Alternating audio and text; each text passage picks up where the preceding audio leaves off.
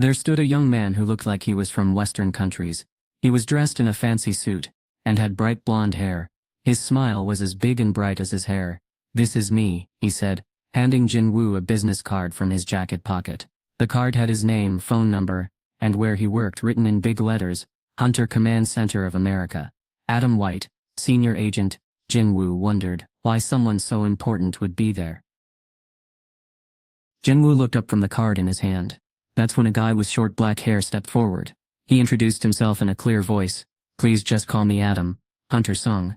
Jin-Woo studied this young American who turned out to be an employee of the Hunter Command Center. He could tell by the look in Adam's eyes that they were definitely interested in him. The United States was famous for attracting hunters from around the world with its huge wealth. Jin-Woo thought Adam would invite him to America because of this. But then Adam said something unexpected. "I have some information I want to share." Jin-Woo's curiosity piqued.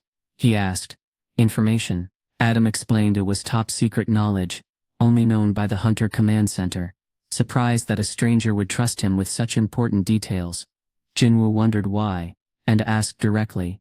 In response, Adam simply smiled. "Sure, here's a more engaging version of the text. When it comes to certain special people, there are benefits we can gain even from simple things like sharing information." Jin-Woo had just become one of those special individuals, and his curiosity was sparked. "I'm listening," he said, eager to hear more. The other person replied, "That's all I can say for now. Our assistant director will explain the rest." Jin-Woo couldn't believe it. This assistant director from the Hunter Command Center, who held more power than most government ministers, was actually in Korea. This must be something really big. It seemed like Jin-Woo's interest was hooked. This version keeps the key details while using simpler language, and a more engaging tone suitable for younger readers. Jin-Woo was told that his car was nearby, and asked if he wanted to meet the assistant director. It was completely up to him whether or not to go through with it. Jin-Woo figured the information could go one of two ways: either something helpful for him, or a warning that someone might be coming after him. Either way, he wasn't in a rush to find out. If it was good news, he'd rather stay focused on the black key.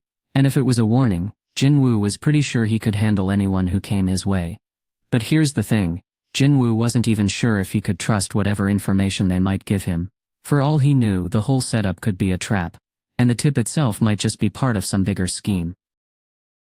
What's the point of being dragged around if he's not even sure there's anything worthwhile? He made up his mind fast. "I'll think about it and get back to you," he said. Adam looked like someone had just slapped him. No way. The assistant director of the Hunter Command Center had flown all the way to Korea to give him secret info. And now he was just going to ignore it and walk away. Jin-Woo wasn't bluffing, that much was clear when he opened the van door. Sweat dripped down Adam's face. He wasn't sure if he'd get another chance to talk to Jin-Woo, or if he even would at all. Was this some kind of trick to get him to spill the beans? Either way, the Americans had more to lose if they let him go. "See you," Jin-Woo said.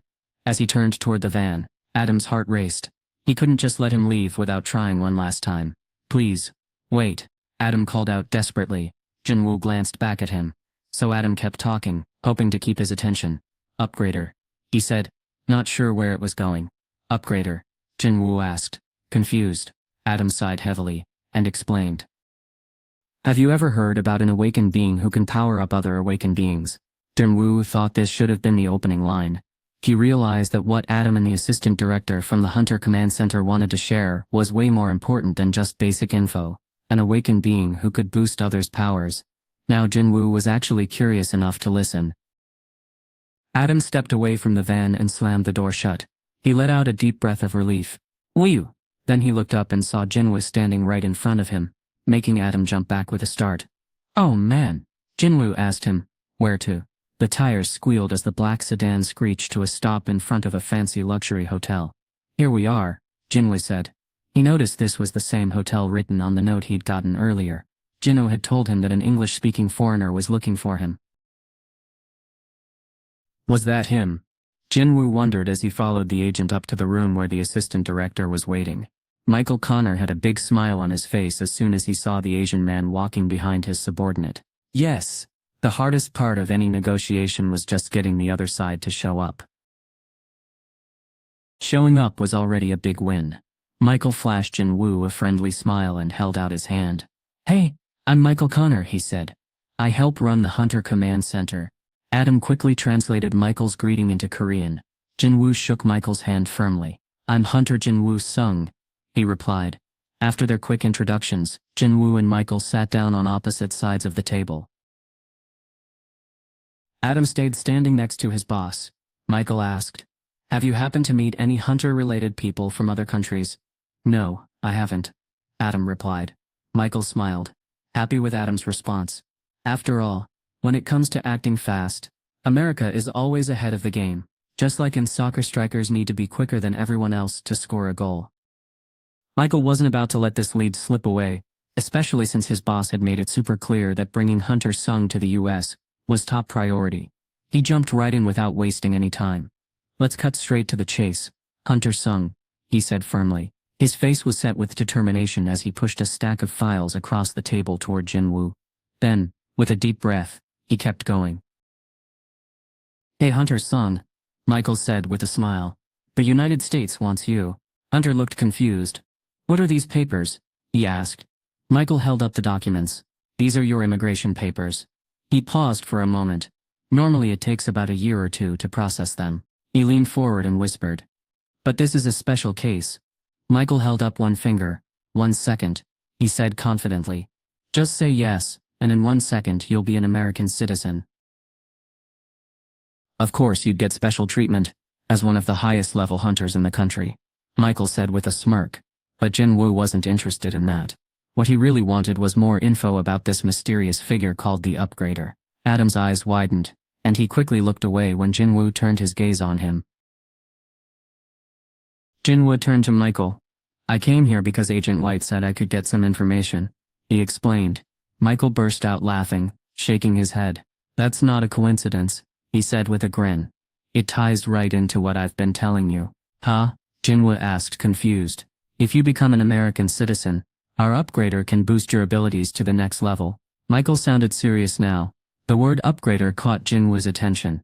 It seemed like a power that could actually make people stronger. He'd heard this before from someone else, but he still couldn't wrap his head around it. Was there really an awakened being who could do something like this? He needed to know the truth for himself. "Are you saying this is real?" Jin-Woo asked, raising an eyebrow. Michael nodded. "You've got to be kidding me," Jin-Woo muttered. This was getting crazier by the minute. "Can we really make someone stronger?" Jin-Woo asked, his curiosity surprising Michael. Michael smiled, clearly excited by the question. "Well, that person is already here with us," he said. Jin-Woo had noticed something odd earlier. A faint trace of magic seeped through the closed door, signaling another awakened being nearby. But this person's powers were unusually weak. Jin-Woo couldn't understand why such a fragile individual would be chosen as the assistant director's bodyguard. Before he could ask more questions, Michael gave his next instruction. "Please bring in Mrs. Salner," Jin-Woo said. Clicking a button on the table, the door swung open, and 2 agents escorted a middle-aged African-American woman into the room. Her short black hair was neatly styled, but her eyes told a different story. They were sharp. Like she knew something others didn't. Jin-Woo squinted slightly. There was something strange about her vibe, something he hadn't seen before. She walked to the table, and one of the agents pulled out a chair for her. She sat down slowly, barely relaxing as she placed her hands in her lap. Her gaze locked onto Jin-Woo like she knew exactly who he was. "You're the man from the footage," she said quietly, her voice steady but cautious. Michael gave a quick introduction since Selner was already up to speed on Jin-Woo. "This is Mrs. Norma Selner," he said with a smile. "She's the only one in the world who can help people like you tap into more power than they ever thought possible." Jin-Woo smiled back as Mrs. Selner nodded warmly, her eyes twinkling with curiosity about what he could do. "Selner, can you tell Hunter Sung what you can do?" A playful grin spread across her face as she noticed Jin-Woo's wary look. "I see that expression a lot," she said with a shrug. She leaned in close and whispered, "But once they get a little taste, they always come back for more." Norma laughed and waved her hand dismissively at Michael's worried face. "I know he's super important, Mr. Connor," she said with a grin. Mr. Connor nodded. "He sure is." Norma smiled and kept going with her explanation. "Hunter, every person with powers has limits. They just can't go beyond. That's why their ranks don't change, unless something big happens, like a reawakening." Every hunter out there knew one thing for sure. Jin-Woo's question came tumbling out. Mrs. Sellner, does that mean you can? But before he could finish, Norma jumped in with an answer, grinning like a kid who'd just found the last piece of candy, on top of a birthday cake. That's right, she said, her smile growing even bigger.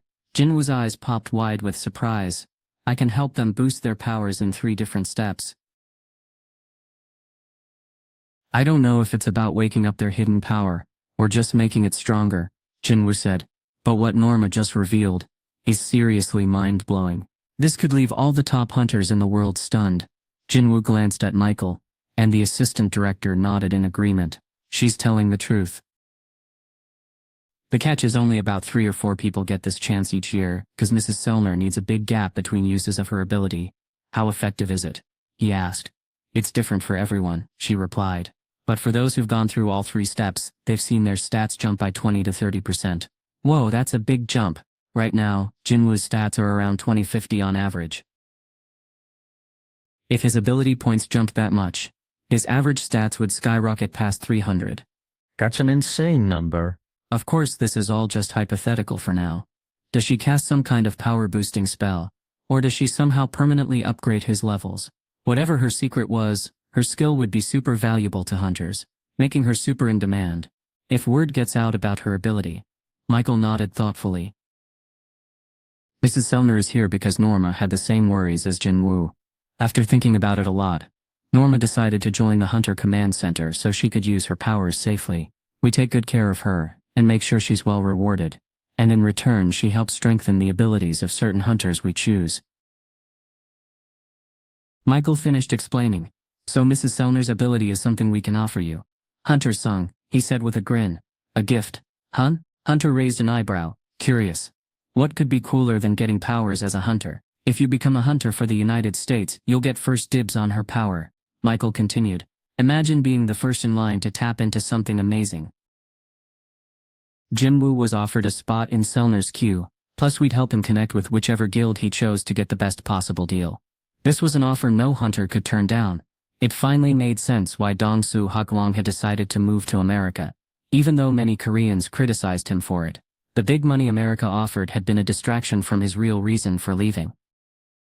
Most hunters would go wild at the chance to get even stronger. Picture this, even the toughest hunters are being told they can boost their abilities. Who wouldn't jump at that offer? But hold on, can anyone actually prove Mrs. Sellner has such power? There's no real proof to back up these claims.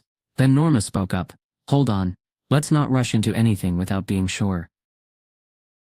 Jin-Woo finally figured out what her words really meant. He thought to himself, once she let them have a taste of her power, they ended up sticking close to her. Right? And just like she'd said, every single hunter who experienced the effect of her ability ended up moving to the United States. You've got to admit, she was right. And she had every reason to feel that way. So are you ready to push your boundaries? Michael asked with a curious smile. Jin-Woo raised an eyebrow. You're offering this without asking for anything in return. Michael nodded. Think of this as a sneak peek, Mr. Hunter. Norma gently took Jin-Woo's wrist. When he looked at her, she signaled him with a warm smile to come closer. Just look deeply into my eyes, she said. That's the first step. Jin-Woo wondered if Norma was telling the truth, so he decided to tag along and see for himself. The assistant director crossed his arms, leaned back in his chair, and watched them with a smug look on his face. We did it, he thought triumphantly. She's totally falling for it. Michael noticed that Jin-Woo still seemed calm and cool, but he was sure that wouldn't last much longer. Michael was sure Jin-Woo would probably reach out once the first part of the plan was done. If Jin-Woo was in a hurry, he might even sign those immigration papers right away. But Michael's mind wasn't on that anymore. He leaned forward slightly, scratching his chin. His eyes were fixed on Jin-Woo, curiosity sparking in them. Then suddenly, wow, Norma let out a sharp gasp, her eyes widening in surprise. Sure, here's how I might rewrite that text to make it more engaging for a younger audience. He meet Mrs. Sellner, 46-year-old African-American woman with a security detail tighter than the president's. Imagine this. If both Mrs. Sellner and the president were in danger at the same time, the Hunter Command Center would rush to save her first. No one gets more protection than her, not even the leader of the United States. But why is she so important? Well, The former director of the Hunter Command Center once hinted that there was something special about Mrs. Sellner.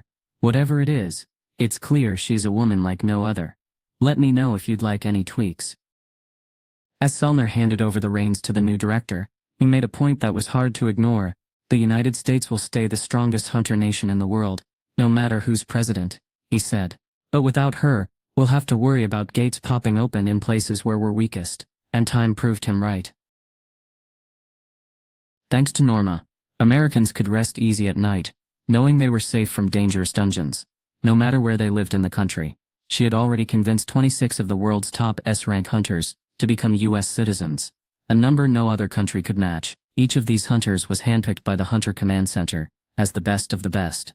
Norma Sellner was like a superhero for America, working behind the scenes to keep everyone protected. She was the most important hunter of all, treated better than anyone else. Her identity was a top secret, so much so that even the president struggled to meet her. Only the highest-ranking hunters, those who met the strictest standards set by the Hunter Command Center, got the chance to see her. Remember those hunters who were extra special, just like Agent White mentioned? Well, there was a good reason he talked about them. Someone once said, "There are some people who can help us gain big advantages, even through simple actions." At first, most top-ranked hunters like Jin-Woo didn't realize how awesome it was to be one of these special individuals. But then Norma came in and showed everyone just how cool it could be. They would realize who had picked them and what that really meant. One hunter from Congo was so amped up about being chosen by Norma that he cried happy tears. The next day he even became an American citizen. That's how life-changing it was. It always happens this way. So when it came to Jin-Woo, Michael Connor, the guy in charge of the Hunter Command Center, didn't think anything would be different. Michael was sure Jin-Woo would let out a shout of excitement as the energy surged through him. He thought Jin-Woo would grab onto her, wanting more of that power. Honestly, there wasn't a better way to describe it. Michael felt totally confident. But instead it was Norma who let out a loud shriek. She had been staring into Jin-Woo's eyes, and suddenly tumbled out of her chair like she'd seen something terrifying. The two agents guarding her instantly pulled out their guns, aiming them at Jin-Woo. "Stop. What are you doing?" Michael blurted out, shocked by how reckless the agents were being. He jumped up and pushed their guns down.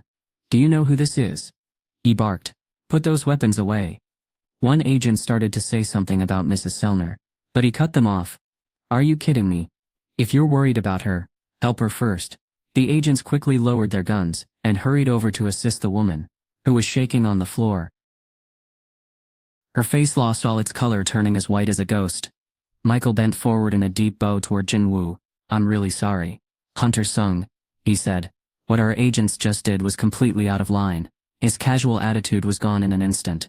His shaky voice showed how stunned he was. Even though the agents were trained to protect Mrs. Sellner, it was crazy they had aimed their guns at an S-rank hunter like Jin-Woo. If this had been a hunter with a hotter temper, things could have turned deadly, both for the agents and Michael himself. There was no excuse he could give for pointing a gun at the highest-ranked hunter in a country where guns were completely illegal. Michael's chest pounded wildly as his heart sank not once, but twice in a matter of seconds. First, when Norma fell from her chair, and again, when two agents drew their weapons. Jin-Woo was just as stunned. What just happened? He thought. 1 second, Norma had screamed and collapsed. The next, agents from the Hunter Command Center had their guns trained on him. And then, to make things even stranger, the assistant director apologized after yelling at his team. Jin-Woo's emotions went from shock to confusion. And then, "It's fine," someone said finally. No one got hurt, so Jin-Woo couldn't help but feel a little bad for staying angry. The second most powerful head of the most influential group had apologized right away when he realized his team made a mistake. Making a big deal about it would have felt kind of rude. Plus, honestly, Jin-Woo never felt like he was in danger. Their threats were as harmless as kids playing with toys. Jin-Woo was way out of their league. "Thank you, Hunter Sung," Jin-Woo said, and Michael finally stood up straight. He watched Jin-Woo carefully, but he could tell Jin-Woo wasn't being sarcastic. That had been close. If this had happened to someone like Thomas Andre or Segan Liu, the gunman would have been taken care of before Michael even had time to apologize. Luckily, Jin-Woo seemed like a decent guy. Michael let out a breath of relief and wiped the sweat from his nose. Michael had just dealt with a bigger emergency, so now he could focus on what was happening around him. He quickly bowed to Jin-Woo again, and then rushed over to Norma. "Norma, what's going on?" he asked, shaking his head in concern. "Michael," she stuttered weakly. Michael frowned. "You're dripping with sweat. Are you feeling okay?" he asked, though he was the one who looked like he'd just run a marathon. Norma was a mess. Her clothes were soaked from head to toe. Jin-Woo noticed how worried Michael was, and got up to check on her, but when he approached, Norma barely looked at him, avoiding his eyes like she was hiding something. Her whole body shook like crazy, and Michael gnawed on his lip, looking worried. They'd managed to get Jin-Woo to the table, but Norma was in bad shape. She couldn't use her powers now, and they couldn't play their trump card because of it. Michael turned to Jin-Woo with a serious face. "Mrs. Sellner's really struggling right now," he said quietly. "Can we reach out to you later?" Meanwhile, the Hunters Association of Korea had an exciting visitor, President Shigeo Matsumoto from Japan. The two presidents faced each other across a table, with just their translators present. Then President Go started the conversation. "I heard about Mr. Godo," someone said. President Matsumoto's face looked sad, but then his expression changed. "Still, I'm here to talk about the future, not dwell on the past." President Go nodded in agreement. There were a lot of issues that needed to be figured out between them, or really between Korea and Japan. The first thing on the list: dividing the Essence Stones. The original plan was to split them up after all the ants died off next year, but Jin-Woo had stepped in and taken care of the ants. Japan already knew about this. They'd seen his amazing actions through their satellite camera. "What is he doing?" someone asked in shock. "The ants. They're disappearing around Jin-Woo Sung," another person exclaimed. "It's started. His controlled insects are on the hunt," someone shouted. "They're spreading across the entire island."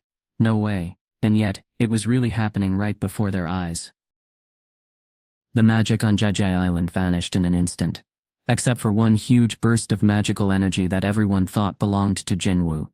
He was super strong, moved without warning, and didn't hold back when fighting monsters that others might ignore. Is there a better hunter for Japan than Jin-Woo Sung? President Matsumoto had a sly grin spreading across his face as he talked about what the control center was like. He pulled out some important papers from his pocket. "What's this?" President Go asked, picking up the documents. "It's an official statement," President Matsumoto explained. "Japan is giving up its claim to the Essence Stones on Jeju Island." President Go looked puzzled and a bit suspicious. But as he read through the papers, his eyes grew wide with surprise. President Matsumoto wasn't lying. "Why?" he asked. It didn't make sense. Why would the Hunters Association of Japan leave so much money untouched, when they had already lost so much? President Go quickly got his answer. "Instead, please hand over Hunter Jin-Woo Sung to us." "Oh." President Go chuckled and leaned back in his chair. "But he's not part of the Hunters Association," he replied with a grin. Even if Jin-Woo were a member, President Go wouldn't let someone so talented get away. "I know," President Matsumoto said calmly, expecting this exact answer. Jin-Woo has a super tight bond with the Hunters Association of Korea. In fact, right now, the only way anyone can track him down is through them. But here's the thing.